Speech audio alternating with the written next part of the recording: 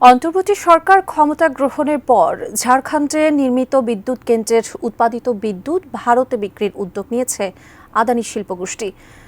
এরই মধ্যে মোদী সরকার এ সংক্রান্ত আইন সংশোধন করেছে। এদিকে আদানি গ্রুপের বিরুদ্ধে আঙ্গুল তুলেছে জ্বালানি বিশেষজ্ঞরা, এমনকি চুক্তি বাতিলের দাবিও জানিয়েছে তারা। হঠাৎ কেন এই দাবি? বিস্তারিত শেখ ফরিদের রিপোর্টে। বাড়তি কয়লা, ক্যাপাসিটি চার্জ সহ বিদ্যুতের অতিরিক্ত দাম নিচ্ছে ভারতের আদানি গ্রুপ। তাই দেশের স্বার্থে ভারতের ঝাড়খণ্ডের 1600 মেগাওয়াট বিদ্যুৎ কেন্দ্রের সঙ্গে করা চুক্তিটি বাতিলের দাবি জানিয়েছে জ্বালানি বিশেষজ্ঞরা। এজন্য সরকার নয়, নাগরিকদের পক্ষ থেকে উচ্চ আদালতে মামলা করার পরামর্শ দিয়েছেন তারা।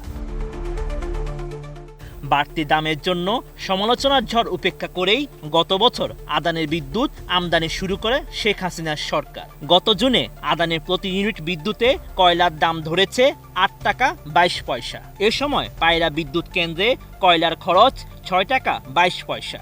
আদানি গত অর্থ বছরে প্রতি ইউনিট বিদ্যুতে ক্যাপাসিটি চার্জ ও পরিচালন ব্যয় ধরেছে 60 টাকারও বেশি। বিশেষজ্ঞরা বলছেন, বাড়তি খরচ দেখিয়ে আগামী 25 বছরে অতিরিক্ত 1 লাখ কোটি টাকা আদায়ের সুযোগ রয়েছে আদানির। এটা তো প্রাণ আচার, আমাকে একটু দিস। ঠিক যেন ঘরের আচার, প্রাণ আচার।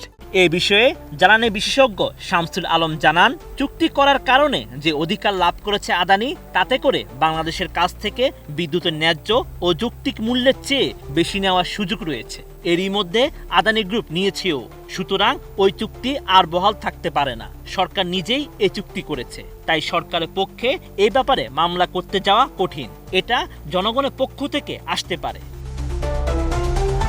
আদানির বিরুদ্ধে অভিযোগ, কম দামের কয়লা ব্যবহার করে বেশি দামে আদায়, শুল্ক সুবিধা সহ তা প্রদর্শন না করা। এছাড়া 3 মাস আগে বিদ্যুতের নির্দিষ্ট চাহিদা জানানো, উৎপাদন সক্ষমতা কমপক্ষে 34% বিদ্যুৎ কেনা, 1% বেশি কয়লার অপচয় সহ ক্রয় চুক্তির বিভিন্ন দুর্বলতাও রয়েছে। এদিকে আদানি কেন্দ্রের শুল্ক করের এই অনিয়ম খতিয়ে দেখছে কাস্টমস গোয়েন্দা ও তদন্ত অধিদপ্তর। এনার্জি অ্যান্ড পাওয়ারের সম্পাদক মোল্লাহ আমজাদের মতে, চুক্তি বাতিল কোনো সমাধান নয়, চুক্তি রিভিউ করা যেতে পারে। উভয় পক্ষের সম্মতির ভিত্তিতে এতে সংশোধন আনা যেতে পারে। এতে চাপিয়ে দেওয়ার কোনো সুযোগ রয়েছে বলে তিনি মনে করেন না। বিদ্যুৎ জ্বালানি খাতের পর্যালোচনা কমিটি